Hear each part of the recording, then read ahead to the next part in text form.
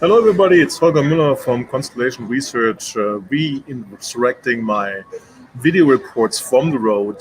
Follow me on Twitter at Holger Mu here at the Las Vegas airport, coming from the Splunk Conference. I think it's 10th incarnation or 9th incarnation, a record attendance, which is always a great and good sign for any vendor. It creates that extra energy that people see when they go to repeat events, that more people are there, more exhibitors are there, more the venue itself is bigger, right? It was nice to hear CEO Doug Merritt share how 300 people were at the very first event back then. But let's look at my one slide, which in this case I haven't been able to publish yet because I want to get the video out first. So yes, great influencer coverage as well. I think there was over 70 or 80 press and analysts there, which is remarkable for a company the size of Splunk. So what are my top 4 takeaways, right? I mean, it's a growing user conference, which gives the extra boost, as I mentioned already. There's no question about it. That definitely helps.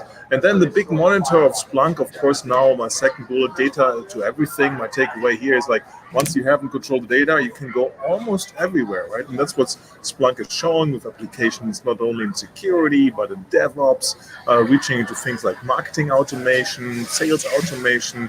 Yeah, well, if you have that streaming capability, you have that, or the sensing capability, you just can't apply it to logs, which in my personal view, Splunk has done for way too long. And now it's good to see that it's researching beyond that. The mission control is about giving people insights into workload and status insights. That's a new capability, a big push into IT management, of course, too. And a lot of new products being announced and data to everything thing for the first time. Splunk is showing dynamic stream processing, so data doesn't have to be fully stored in Splunk anymore, which is a big step forward, realizing that the Splunk index is powerful, but not the right source for all kinds of data. And you have to put the machine data in context with business data. That's a conversation I had with Doug Merrill after one of the Q&As, and it's good to see that they realize that that's very important, needs to be done. The Mission Control Center, I mentioned that, and the distributed file searches, of course, information search was crucial across different data sources as a key product informations. Then good work on the UX, which has been kind of like troublesome to a certain point. For a long time, technical companies are thinking, well, my audience technical, I have to give good UI. What Splunk has realized is, of course, people want to have a good UI. It helps everybody. I was kind of surprised that only Android came now.